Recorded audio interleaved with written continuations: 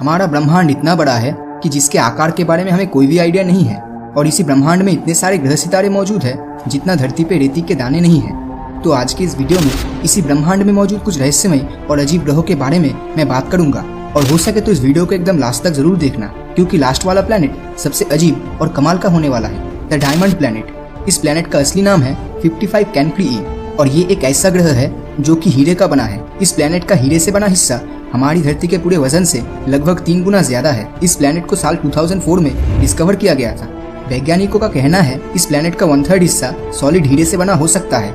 जैसा कि हम जानते हैं कि डायमंड कार्बन से बनता है, तो उसी तरह इस ग्रह का ज्यादातर हिस्सा कार्बन का बना है। वैज्ञानिकों ने अनुमान किया है कि इस प्लेनेट के कोर में मौजूद कार्बन के ऊपर बहुत ज्यादा प्रेशर पड़ने की वजह से ये कार्बन डायमंड में कन्वर्ट हो गया है। ये प्लेनेट स्टार 55 कैनक्री ए के काफी करीब मौजूद है, जिस वजह से इसका टेम्परेचर लगभग 1700 डिग्री सेल्सियस के करीब है। डायमंड से भरा होने के कारण पैसों के मामले में इस ग्रह की कीमत लगभग 27 नॉर्निलियन डॉलर्स की इक्वल है, और ये हमारे पूरे धरती के जीडीपी से 385 क्वाड्रिलियन गुना ज्यादा है। आइडिया के तौर पे एक क्वाड्रिलियन मतलब 1 के पीछे 15 जीरोस, और एक नॉर्निलियन मतलब 1 के पीछे 30 जीरोस। आई होप इससे आपको एक आइडिया तो लग ही गया होगा कि इस ग्रह की क्या कीमत हो सकती है।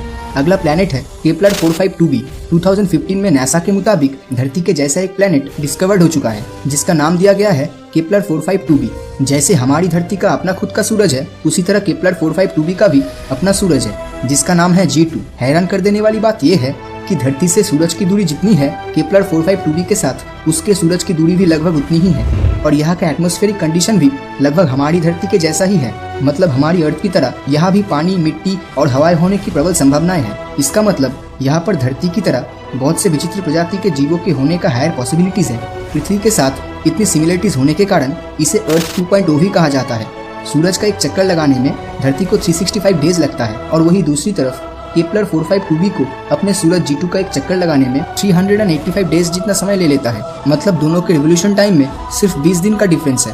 हमारा सूरज 4.6 बिलियन साल पुराना है, और वही दूसरी तरफ G2 6 बिलियन साल पुराना है। केपलर 452b हमारी धरती से 2 गुना बड़ा है, लेकिन अगर यहाँ पर एलियन लाइफ होने का चांसेस इतना ज्यादा है, फिर अभी तक हमें इस ग्रह में एलियन लाइफ के बारे में कोई इन्फॉर्मेशन क्यों नहीं मिल पाया है। दरअसल धरती से इस प्लेनेट की दूरी लगभग 1400 लाइट ईयर जितनी है। अब आप समझ ही चुके होंगे कि यहाँ तक पहुँचने में आज के टेक्नोलॉजी से बनी स्पेसशिप को कितना ज्यादा समय लग जाएगा।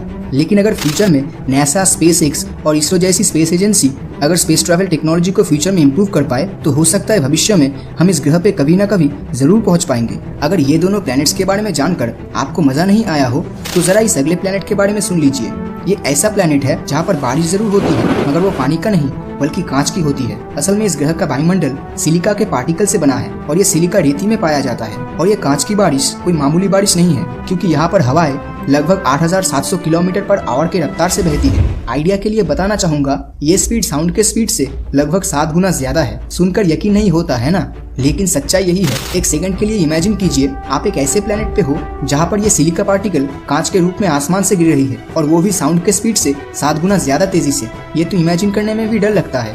इसके साथ इस ग्रह का तापमान लगभग 930 डिग्री सेल्सियस के करीब है, जो यही सिलिका पार्टिकल को पिघलाकर कांच में कन्वर्ट कर देता है। ये प्लेनेट HD 189773b को बाहर से देखकर कौन बता सकता है कि यहाँ पर कांच की बारिश होती है। अगला प्लेनेट है ग्रीस 436b। इस प्लेनेट को 2004 में डायमंड प्लेनेट के साथ ही डिस्कवर किया गया था।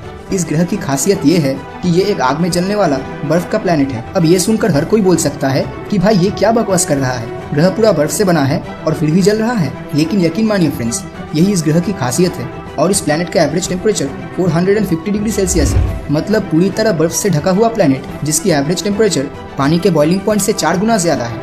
लेकिन आखिर ऐसा कैसे हो पाया है? असल में इस प्लेनेट का ग्रेविटेशनल फोर्स इतना ज्यादा है कि अगर हाई टेम्परेचर की वजह से बर्फ पिघलकर गैस में कन्वर्ट हो भी जाता है, तो वो ऊपर आसमान में जाने की वजह वो ग्रेविटेशनल फोर्स की वजह से सीधा प्लेनेट के अंदर चला जाता है, और यही गैस फिर से बर्फ बन जाती है, और यही रोटेशन प्रोसेस चलता रहता है। और इसी आकर्षण बल के कारण ये एक नॉर्मल ग्रह की तरह भाप में बदल के बारिश भी नहीं ला पाता। इस प्लेनेट का आकार हमारे सोलर सिस्टम में मौजूद नेपच्यून के बराबर है, और अपने सूरज का एक चक्कर लगाने में सिर्फ 2 दिन 15 घंटे का समय लेता है। मतलब यहाँ का 1 साल धरती के लगभग 2.5 दिन में ही खत्म हो जाता है। तो अभी तक मैंने जितने भी प्लैनेट्स के बारे में बताया, वो सब हमारी धरती से बहुत ज्यादा दूर मौजूद है। लेकिन लास्ट वाला प्लैनेट हमारे सोलर सिस्टम में ही मौजूद है, जिसका नाम है टाइटन, जो कि सैटर्न यानी शनि ग्रह का चांद है। जैसे धरती का अपना नेचुरल सैटेलाइट मून है, ठीक उसी तरह सैटर्न का भी अपना मून है, जिसे टाइटन कहते हैं। लेकिन इसमें आखिर ऐसी क्या खास बात है?